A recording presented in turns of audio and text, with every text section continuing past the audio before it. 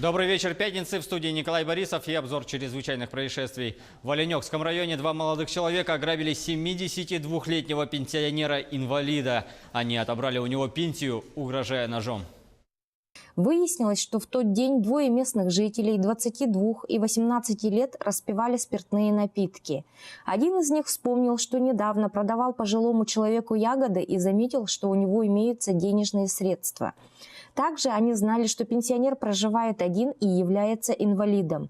Из-за перенесенного инсульта у него парализована левая сторона тела, а также имеются проблемы со слухом и зрением. Рано утром злоумышленники проникли в дом потерпевшего, где один из них схватил пожилого человека за горло, другой начал искать ценные вещи. Похитив деньги и якутский нож, злоумышленники скрылись.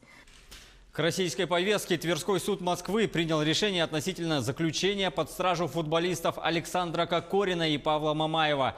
Подробности в сюжете Андрея Теребенцева. Сегодня на заседании вновь были заслушаны доводы защиты футболистов.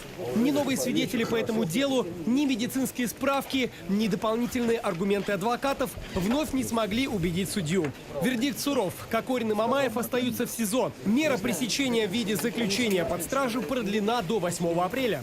В принципе, максимальное действие, которое могут квалифицировать, они относятся к преступлению небольшой тяжести, и по ним, в принципе, не допускается как таковое избрание меры пресечения в виде содержания под стражей. Да?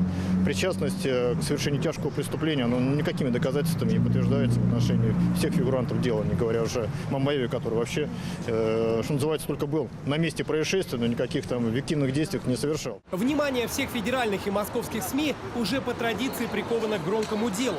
Однако Тверской суд сегодня собрал в своих стенах не только журналистов и сочувствующих спортсменам-фанатов. Не обошлось и без родственников и близких. Впервые в суде появилась жена Александра Кокорина Дарья Валитова, а также родители спортсмена. Что касается родных Павла Мамаева, супруга футболиста на заседание не приехала.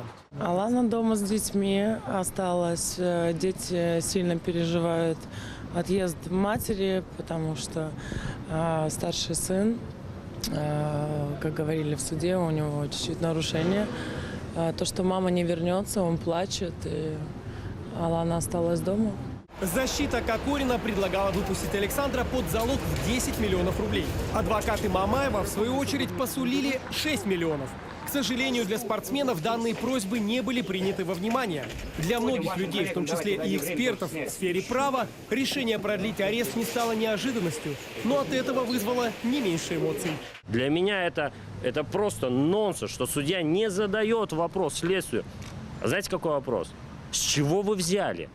Вот на этот вопрос и общество, и правоохранительный блок, и суд должен ответить, с чего взяли, что люди готовы скрыться. Или вероятнее всего, что они скроются. Скрыться парням теперь точно не удастся, даже если бы они захотели. Таким образом, звездные футболисты встретят весну в следственном изоляторе. Именно оттуда они будут поздравлять с 8 марта родных и близких женщин, поддерживающих их в этих непростых, далеких от футбольных баталий обстоятельствах. Андрей Теребенцев, Александр Шедевр, Алексей Толстокулаков, Георгий Белецкий. Новости 360. Сенсация на Урале. Прокуратура Свердловской области рассекретила документы о гибели группы Дятлова. Спустя ровно 60 лет после трагедии ведомство показало общественности все материалы дела и ответило на все нестыковки и вопросы скептиков. Оказалось, что в уголовном деле насчитываются десятки версий и причин происшествия. И их гораздо больше, чем у экспертов и журналистов.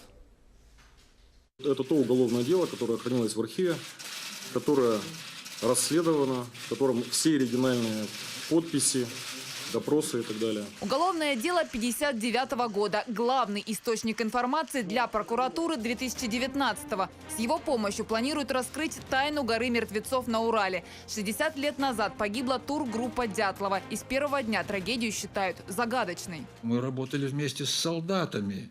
И должен сказать, что мы не понимали и в недоумении были вообще, что могло бы там произойти. Вот эта загадочность этого события и необычность этого события, она подтверждает, что вот возник на многие годы большой интерес к этому событию. Петр Бартоломей – свидетель событий, один из тех, кто первым отправился на поиски коллег. Он лично дружил с Игорем Дятловым, и именно его показания сейчас важны для расследования. На этих страницах точно прослежен маршрут туристов вплоть до 1 февраля. Тогда они остановились на ночевку на склоне горы Халачахль, после чего произошло нечто необъяснимое. Туристы покинули палатку без одежды. Тела 5 человек нашли через 3 с небольшим недели, остальных только в мае. У людей были различные травмы, у кого-то отсутствовали глаза и язык. Сразу появились версии о злых духах, инопланетянах, нападении людей и испытаний сверхъестественного оружия. Из-за необъяснимой и загадочной гибели дятловцев весьма популярна легенда, что гибель группы была засекречена. Подобные документы являются секретными, поскольку это оперативно-розыскная деятельность.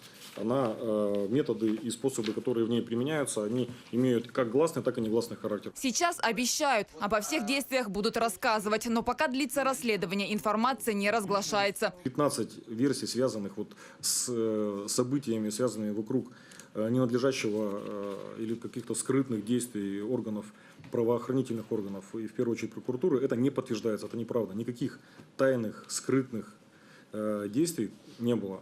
Всего же по трагедии группы Дятлова 75 версий, от самых мистических до вполне объяснимых. Из этого многообразия прокуратура определила 3 основных. Они связаны с природными явлениями: сход лавины, снежная доска и ураган. И чтобы их доказать или опровергнуть, планируется выезд на перевал. Это произойдет в марте. Самый главный пул вопросов, которые мы хотим поставить и на которые мы хотим ответить, он произойдет при выезде. Там будут проведены измерения, планируются различных совершенно показателей, различных совершенно в различных областях: геодезия, метеорология. Но главная миссия возложена на цифровые технологии, которых не было у следователей 60 лет назад. Именно они должны помочь в установлении истинной причины трагедии.